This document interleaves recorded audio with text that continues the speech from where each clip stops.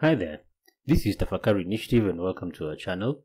We hope that you've been learning a lot as we continue to explore various topics in technology and education, and we hope that these videos have been useful in helping you to keep your learners and your children current, and hope that the resources that you've seen have been of benefit to you. So today we're going to explore something that has been of concern to many parents, which is how to make sure that children are safe online. Because in this season where children have been online a lot, there have been a lot of things that have been reported, things like cyberbullying, children sharing pictures they shouldn't have been sharing, or being accessed by people who they shouldn't have been in contact with. So today we're going to be looking at how to keep our children safe online, just covering various resources that can be of use to you to keep your children safe.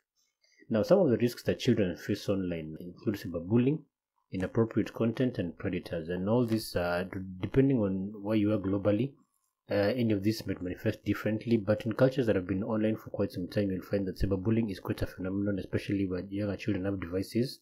Cyberbullying is defined as bullying, but now using technological means like cell phones, social media sites, and online games. You find that a lot of times children interact using cell phones, especially in advanced cultures, and even now increasingly here in Kenya. We've seen examples of children who say some very mean things online. And so examples of cyberbullying include sending mean texts, photoshopping pictures, creating fake profiles, posting fake videos, spreading rumors and gossip, posting embarrassing pictures, sending threatening comments, or even harassing comments. And this is typically to try and put someone down or make someone feel very bad about themselves. Children are also exposed to inappropriate content such as nudity and pornography, violence and gore, which is where you see some very bloody movies. There's also profanity and abusive language, and also some that have criminal activities where you see someone is showing themselves either doing something like robbing a place, going to a place they shouldn't be, or even using things like drugs. So all these are challenges, and something like nudity and pornography is fairly common because those sites are done to the dust, abound everywhere. We also have issues like predators, where we have older people targeting younger people. And this is called grooming, especially where an adult tries to make a child into a sexual subject, so to speak. I also have pseudo identities or catfishing, where you pretend to be someone else in order to exploit someone's mind. There's also solicitation and identity theft. The solicitation and grooming tend to be interrelated almost, but solicitation here, someone will come out overtly and say this is what they want to do, that they want to have illicit relations with this child. And so grooming is something that's seen a lot in this day and age. It doesn't always have to happen online, but online is an increasing phenomenon, especially here in Kenya. And it's something that can be very challenging to deal with. So also have issues of identity theft. Sometimes people may share information they shouldn't be sharing. You find someone will share personal details, where they live. We had an example of that the other day, where someone shared a video of their home, which can be even very difficult for the parent because now you can't maintain security adequately. You have online scams, hacking, online enticement, and even extortion, where you find that you've sent nude pictures and now you're being extorted for them not to be released. You have to give something else like money. So there are different ways of mitigating online risks. You can discuss the risks with children or minors. You can also manage screen time or develop device usage plans, and also the use of software or apps. Now, discussing the risks is a very good thing because the first step in avoiding such situations is being able to have children have the right behavioral responses to these risks, either by avoiding or reporting. And so I have a very good site that talks about smart parenting and it gives parents the resources to interact with their children, to just learn how to build a strong relationship with their children and to address various issues of concern. And that way they can be able to have a good foundation on which to base some of these behavioral initiatives or behavioral interventions. This site is called smartparenting.com, and here you can see an example of a video like the ABCs of behavior and why children act the way they do.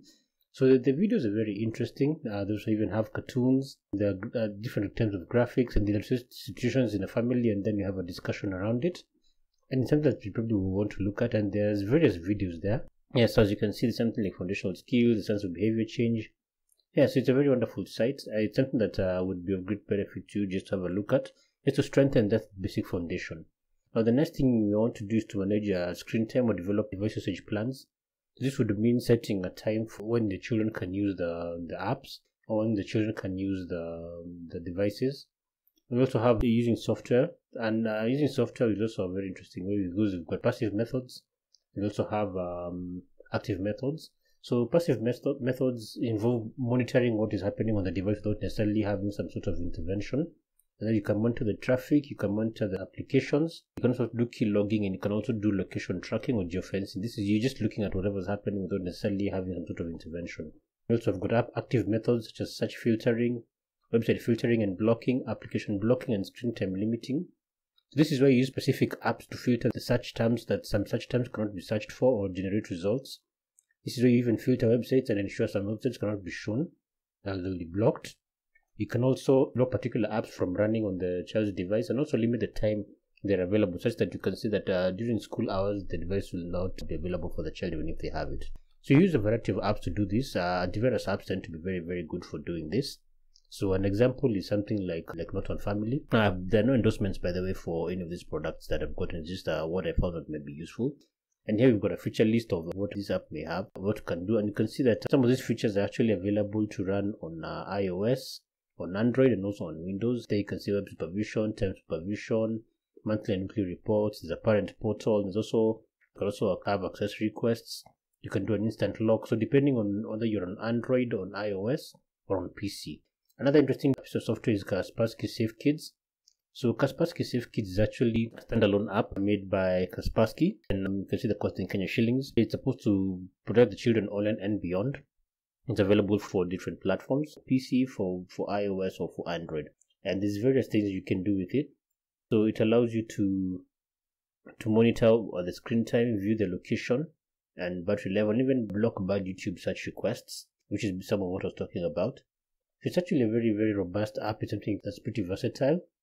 It allows you to block adult websites, manage access to games and inappropriate apps, and lets you manage screen time by device. It also lets you report on their Facebook activity, including their posts and new friends, and shares tips from child experts.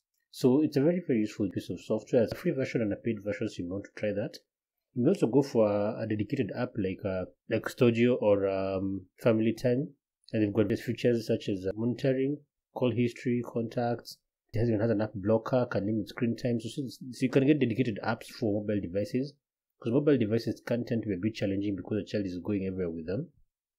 And here you can see, for a typical app like Family Time, there's a subscription model, and this is how much it would cost. One other thing to look at would be websites that have resources for parents, and a good one would be the Australian parenting website. This one has got a lot of resources, and the best thing about them is they're classified for different ages.